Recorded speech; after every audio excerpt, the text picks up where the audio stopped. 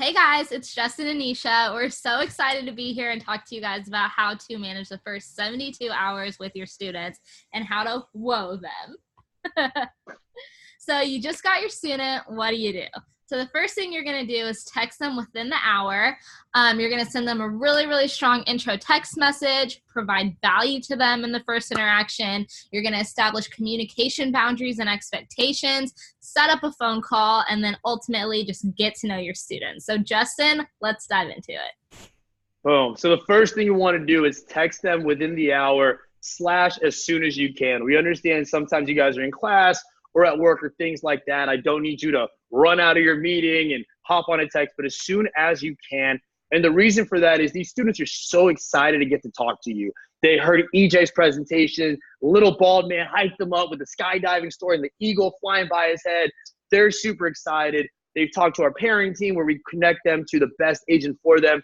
They're so excited to talk to you. The longer you wait to actually get in touch with them, the more that enthusiasm dies down. We really want to get that high student engagement by starting off strong. So as soon as you can, reach out, even if it's a simple, hey, I'm your agent, I'm at work right now, I'm so excited to meet you, I'll text you later, just something so they know you're there. And that leads us to the intro text. So Nisha, take it away. So you guys need to really send a strong intro text when you first reach out to your student. The reason is because the better your intro text is, the easier your conversation is going to flow. And I'm about to tell you guys why. So first, let's talk about what makes a good intro text. Obviously, you're going to tell them what your name is and that you're their agent. We really want you guys to show a lot of enthusiasm and show that you're excited. Tell them a little bit about yourself. Believe it or not, a lot of our students think we're robots.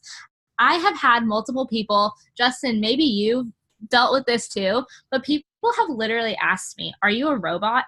Prove that you're a real human. Like, they've had me show them my Instagram, send them a video, all this crazy stuff. So just tell them a little bit about who you are, what you like to do, everything. And then the last thing you're going to do is end with a question about them, which is where the easy conversation flow starts. So if you go to the next slide, we'll kind of jump into more detail. So starting off with your name and letting them know that you're their agent. Easy. Hey, Susan, this is your SSA agent, Nisha. Show some enthusiasm. I've heard a lot about you, and I'm so excited to start working with you. What you like to do, all the things about yourself. I'm not going to read this word for word, but I basically said, I'm from Texas, went to Baylor, left to travel, blah, blah, blah, blah. A question about them. Again, this is the most important part. So let's say you have a student who wants to be an accountant. You would say something like, hey, I heard that you want to be an accountant. I was an accounting major. What type of accountant do you want to be? This could also go for hobbies and interests. So let's say you have a student who loves video games. You could say something along the lines of, hey, I heard that you love video games. So do I. What are you playing right now?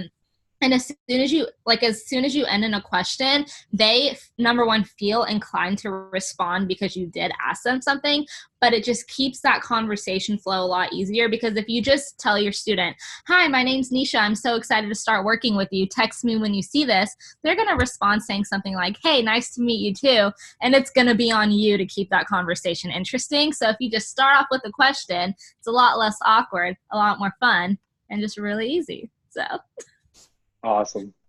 So now it's your turn. So I want you guys to pause this video right now, take 30 seconds and just write up your own intro text, save it somewhere, and that way when you get new students, you can literally copy and paste it. So pause and we will come right back. So now that you guys have unpaused the video, you guys have your intro text of how you can engage your students, get the relationship building. But again, SSA is relationship and impact. A lot of these students, well, actually all of these students sign up because they really want someone who's going to help them reach their success. An agent a couple of years ago asked me a great question. He said, why do these students respond to us? Are they required to because it's a class? Do they get a grade on it or anything like that?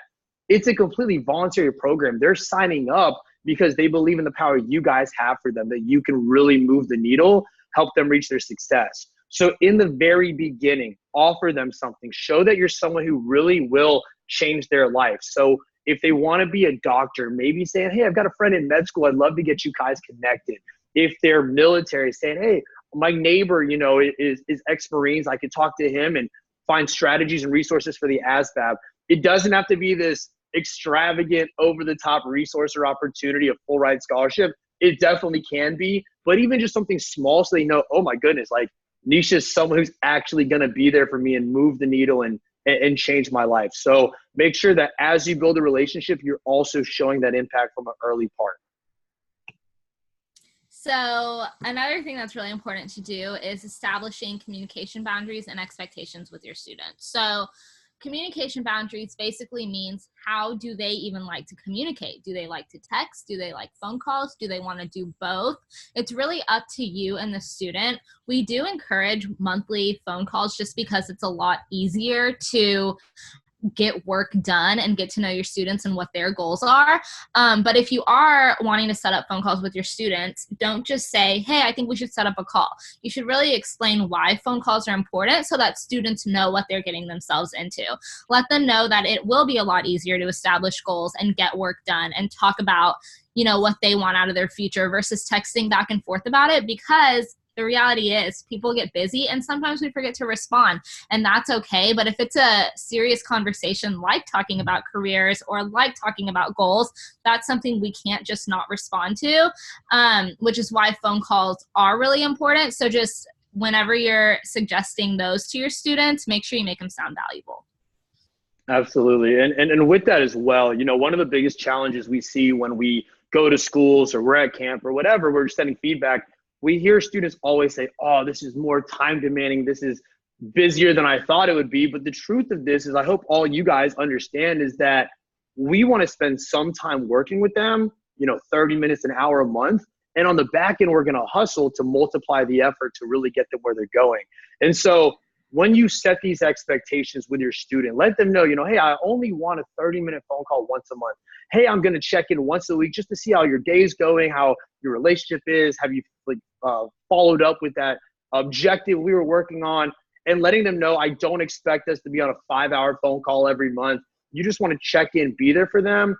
But that at the end of the day, by having a 30-minute phone call with you, your student, I can go behind the scenes, spend an hour looking for scholarships and multiply the effort that way. So as you set these communication boundaries, also relay the message that ultimately you want to save them time from their busy schedule, and that it might seem like a lot of time commitment, but ultimately it's going to help them with their schedule in general.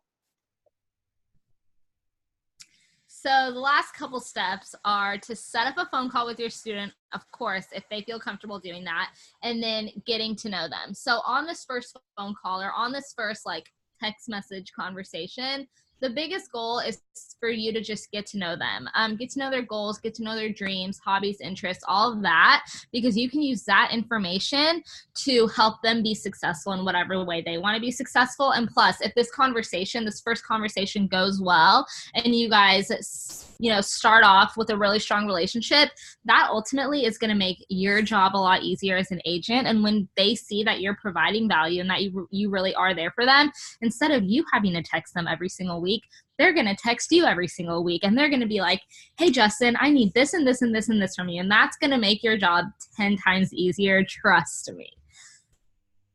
So with that then, guys, as you've seen this, a lot of it is Justin, Nisha. I know me better than anyone knows me. I know how to introduce myself. We want you guys to have your own flair. We don't want you to copy and paste our own intro text, things like that. We're not asking you to become robotic and do these things. We just want you guys to be cognizant of, okay, when I meet this student the first 72 hours, I want to have a strong intro text. I want to get to know them, what they're about. I want to send them resources, things like that.